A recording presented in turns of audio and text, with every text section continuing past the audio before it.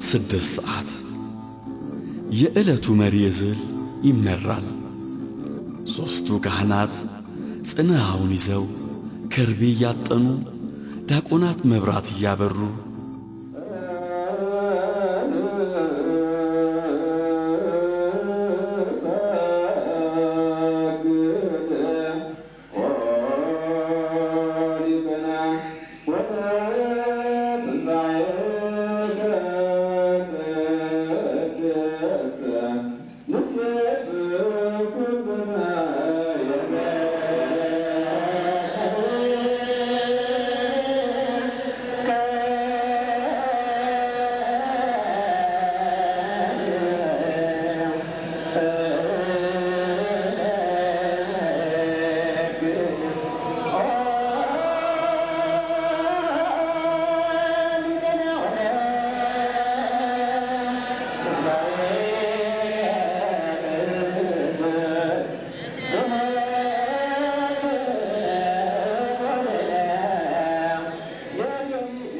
ከዚህ ቀጥሎ ምእመናን ይቀመጣሉ።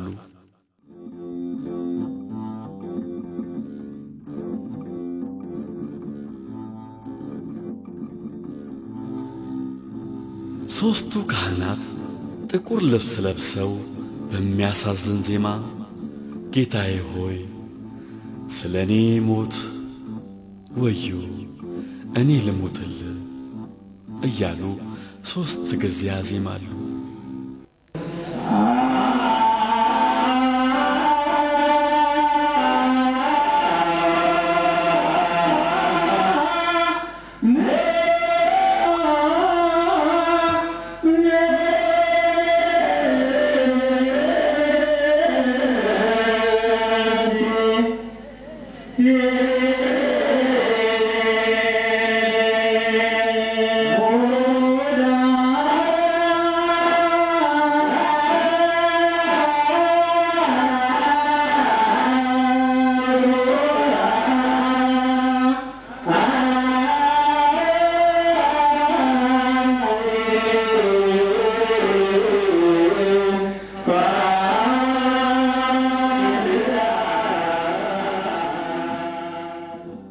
ሕዝቡ ይቀበላል፣ በዜማ ይጸልያሉ፣ ሕዝቡም ይቆማል፣ ሥርዓተ ስግደቱም ይከናወናል።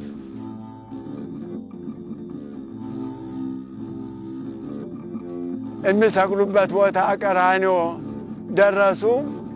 ጌታን በመስቀሉ ላይ አስተኝተው ያ መስቀል 4 ክንፍ ነው ዘርግተው በጀርባው አስተኝተው እጆቹን ግራና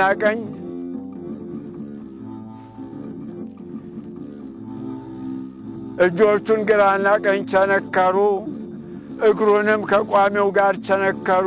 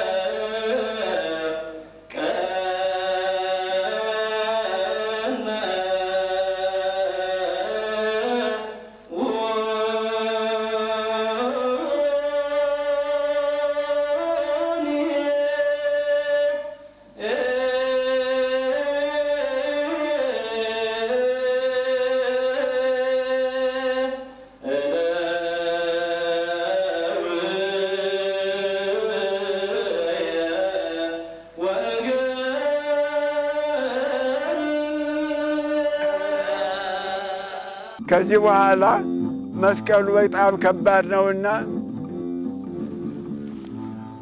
አንስተው አቆሙ መስቀሉን። ጌታ በመስቀል ላይ ተዘርግቶ 3 ሰዓት ነው የቆየ። በዚህ ቀኖት ችንካር ምስማር፣ በዚህ ምስማር ይህን ሁሉ ስቃይ ታግሶ እንዴት ተዘርግቶ 3 ሰዓት ቆይቷል። በዚህን ጊዜ እመቤታችን ዮሐንስ ይዟት መጥቷል። የልጄን ውሰደኝ ብላ መጣች። ከመስቀሉ ስር ቁማ ስታለቅስ ጌታ ተመልክቶ ዮሐንስን እና እሷን ተመለከተና አንቺ ሴት ልጅሽ እሱ ነው አላት። እሱንም እናትህ ነዋት ብሎ አደራረገ። ከዚህ በኋላ ዮሐንስ ይዟት ወደ ቤቱ ወሰዳት። እዛ ስቃይ ሲቀበል አይታ በድንጋጤ እንዳትሞት ነው። እሷን ከቤት አድርሶ ዮሐንስ ተመልሶ መጥቷል። እሱ ከጌታ መስቀል ስር አልተለየም። አሁን በመስቀል ላይ ያለ ልብሱን ገፈው እነዛ የሰቀሉት 4 ቤት ጭፍራ ይላል። 4 ቤት ጭፍራ እነዛ ከ4 መድበው ልብሱን በዕጣ ተካፍለዋል። ቀሚሱ ስረወጥ 70 ሰገል ያመጡለት ስፌት የሌላት ሲያድግ አብራ የምታድግ እንደ ሰውነቱ የምትሄድ የምትሳብናት ስረወጥ ይላታል። ያችን አንቅደዳት፣ ለደረሰ ዕጣን እንጣጣልና ለደረሰው ይድረሰው እንጂ አንቅደዳት ተባብለው ያችን አንድ ዕጣ አድርገው ሌላውን መድቦት ተከፋፍለዋል። ልብሶችን ተከፋፈሉ። በቀሚሴ ላይ ዕጣ ተጣጣሉ ብሎ ቅዱስ ዳዊት የተናገረው ትንቢት በዚህ ተፈጽሟል። በ9 ሰዓት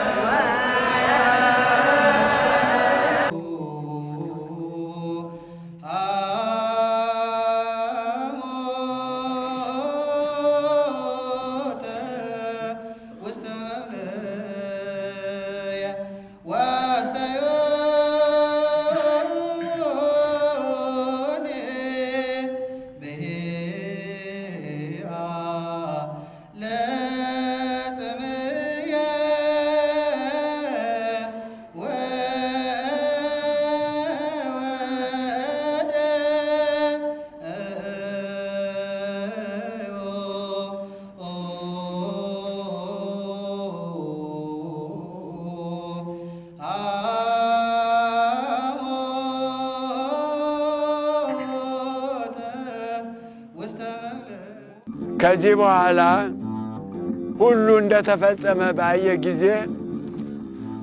ተጠማሁ አለ። ሐሞትና ከርቤ የተቀላቀለበት እዛ ማሰሮ ነበረ ይላል። ከዛ ቀርተው አምጥተው እንደ ጁህ ያለ ውሃ የሚመጥ ቤት መጥረጊያ አላቸው። ውሃ የሚመጥ ነው። ሲጨምቁት ውሃ የሚያፈስ በዛ ነክረው አፉ ላይ ወስደው ጨምቀውታል። ጨምቀው ያንን አጠጡት። ያንን ገርገጭ አድርጎ ነፍሱን ከስጋው ለየ ይላል። ስግደት እንደተለመደው ነው።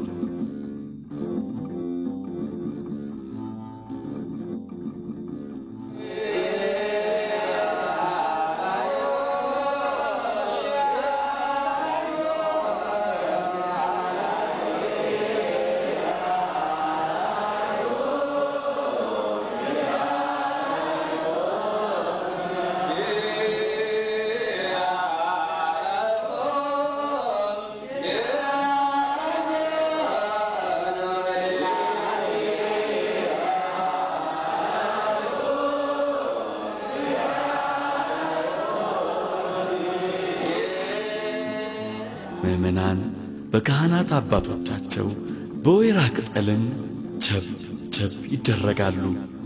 የመከራው ተሳታፊዎች መሆናቸውን ለመግለጥ ነው። ወይራ ጽኑ ነው። የተቀበለው መከራም ጽኑ ነው። እኛም ይህን መከራ ለመቀበል ዝግጁ ነን ለማለት ነው። በታዘዙት መሠረት ስግደታቸውንም ያጠናቅቃሉ።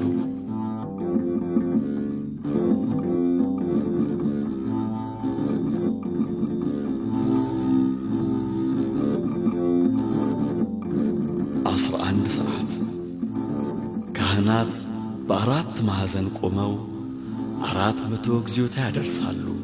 ዑደቱ የሚደረገው ስነ ስቅለቱን በመያዝ ነው።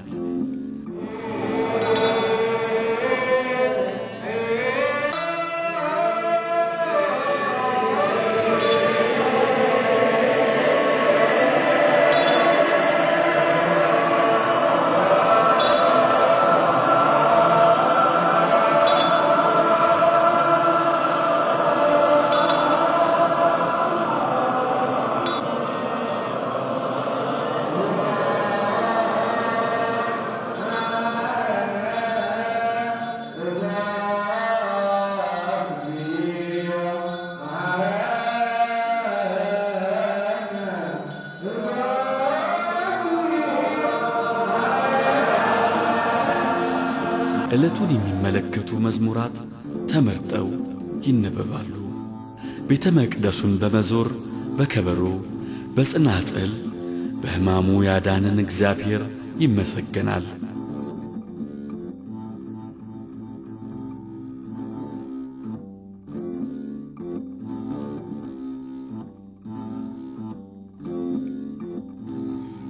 አክፍሎት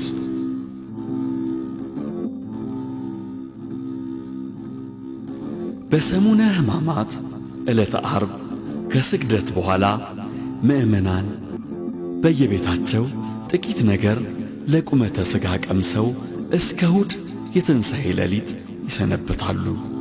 ይህ አክፍሎት ይባላል። ከዓርብ እስከ ቅዳሜ ሌሊት ለእሑድ አጥቢያ ማክፈል የብዙዎች ነው። አንዳንዶች ግን ከሐሙስ ጀምረው ያከፍላሉ። ይህም እመቤታችን ያዕቆብና ዮሐንስ የጌታን ትንሣኤ ሳናይ እህል ውሃን ቀምስን ብለው እስከ ትንሣኤ መቆየታቸውን ተከትሎ የመጣ ትውፊት ነው። ይህንን ትውፊት አስመልክቶ ሄሬኔዎስ፣ አውሳቢዮስ የተባሉ ጸሐፍት ሐዋርያት በሰሙነ ሕማማት ከደረቅ ዳቦና ከትንሽ ውሃ በቀር እንደማይመገቡና ከሐሙስ ጀምረው እንደሚያከፍሉ ጽፈዋል። ይህም ብቻ ሳይሆን ሐዋርያት ሌሎችንም እንዲያከፍሉ እንዳሳሰቡና ከሐሙስ ጀምሮ ያልተቻላቸው ቢያንስ ከዓርብ ጀምሮ እንዲያከፍሉ ማዘዛቸውን ጽፈዋል። የእኛ ቤተ ክርስቲያን ትምህርትም ይኸው ነው። ቅዳሜ ይበላል ማለት ግን ቅዳሴው ሌሊት ስለሆነ በልቶ ማስቀደስ ነውና በልቶ እንደ መቁረብ ይቆጠራል።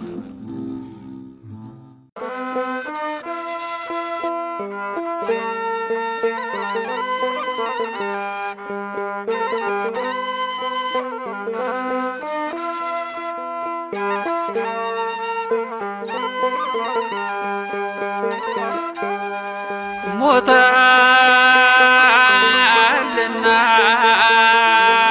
ስለኔ ምንም ሳይኖርበት ጥፋት ተከሰተ ወቅሰ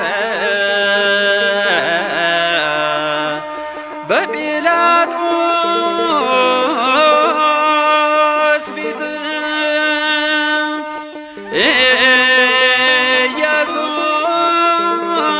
ኢየሱስ አምላከ ምሕረት ስብሐት ለከ ያንተ መንገላታት ሁልጊዜ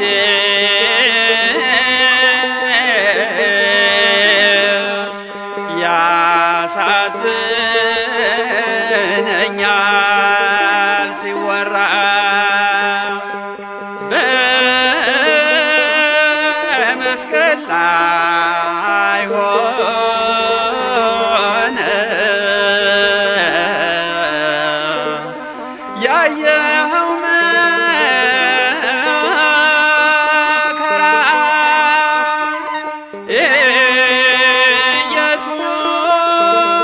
ኢየሱስ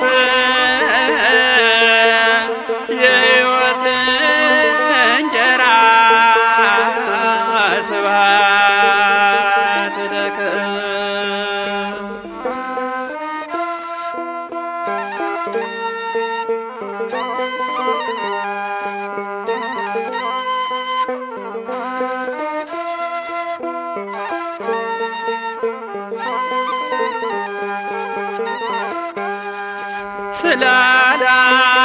ስላላወቁ አንተን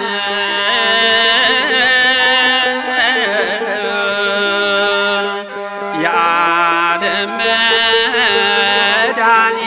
መድኃኒት መሆንክን መቱት በጭካኔ ብርሃን ፊትህን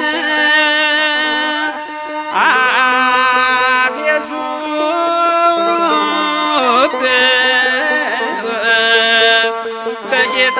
በጌታችን ስብሐት ለከ ይቻለው ነበር ማጥፋት ክፉ አድራጊዎችን ያን ዕለት ግን ስለነሱ ለመነ ድነት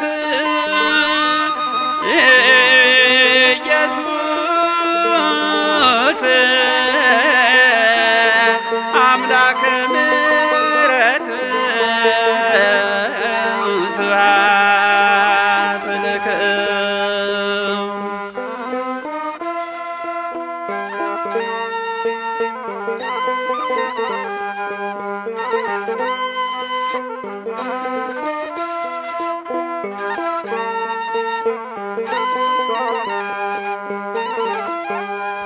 መሐሪ ጌታ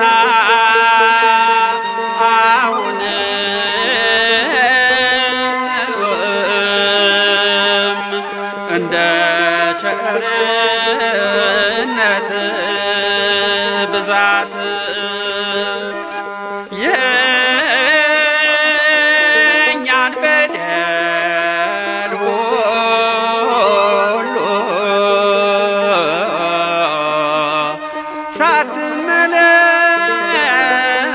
ሳትመለከት አድነህ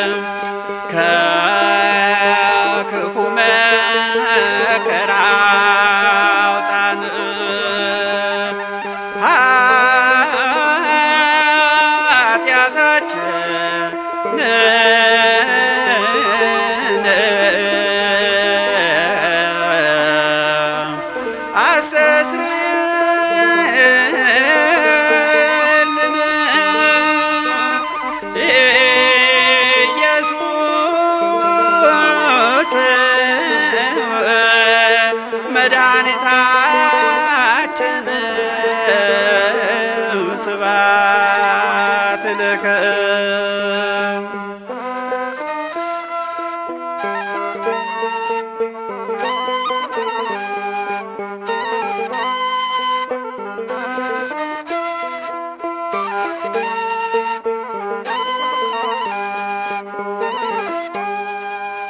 በሕማማት የማይከናወኑ በዚህ በሰሙነ ሕማማት ሳምንት ቅድስት ቤተ ክርስቲያን ለየት ያለ የአገልግሎት ሥርዓት ሰርታለች።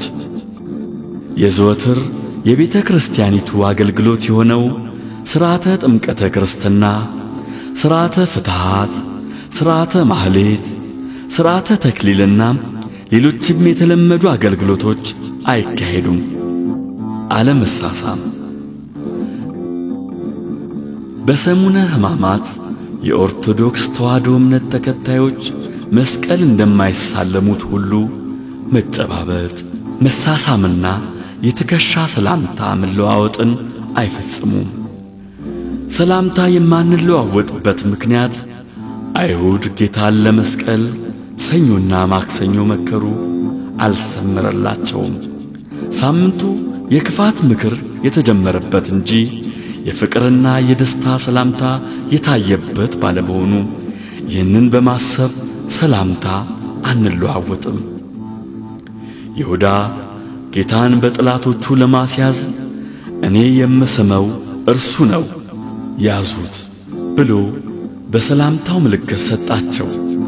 ስለዚህ ይህንን ወቅትና ሁኔታ ለማሰብ በሰሙነ ሕማማት ሰላምታ ልውውጥ የለም።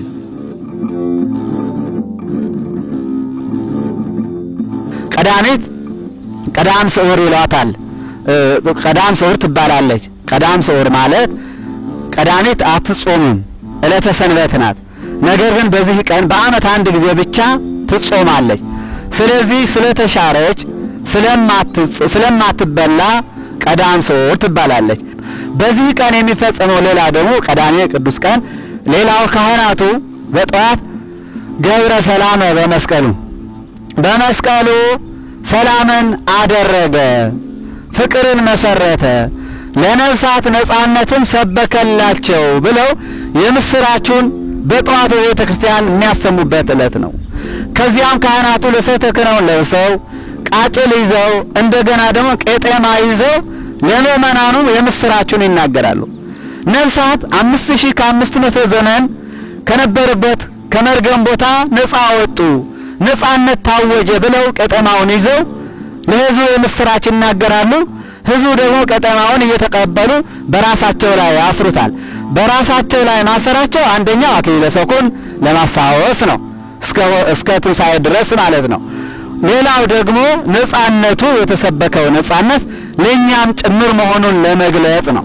ይህ ደግሞ በመጽሐፍ ቅዱስ በኦሪት ዘፍጥረት ምዕራፍ 8 ላይ እንደምናገኘው የጥፋት ውሃ ዓለምን ባጠፋ ጊዜ ኖህ ከመርከብ ርግቢቱን የውሃውን መጉደልና አለመጉደል መልእክቱን እንድትነግረው ሲልካት ርግብ የወይራ ቅጠል ወይም ደግሞ ቄጤማ በአፏ ይዛ ሐጸ ማየ መርገም ነትገ ማየ መርገም የመርገሙ ውሃ ወይም ደግሞ የጥፋት ውሃ ጠፋ፣ ጎድሏል፣ ምድር የብስ ሆናለች የሚለውን የምስራች እንዳመጣችለት ካህናትም ደግሞ ሐጸ ማየ መርገም ነትገ ማየ መርገም የመርገም የነበረው የኃጢአት ርግማን ከአዳም ጀምሮ የነበረው የርግማን ኃጢአት ተወገደልን ለማለት በዚህ ዕለት ይህን የምስራች ለምእመናኑ ያበስራሉ።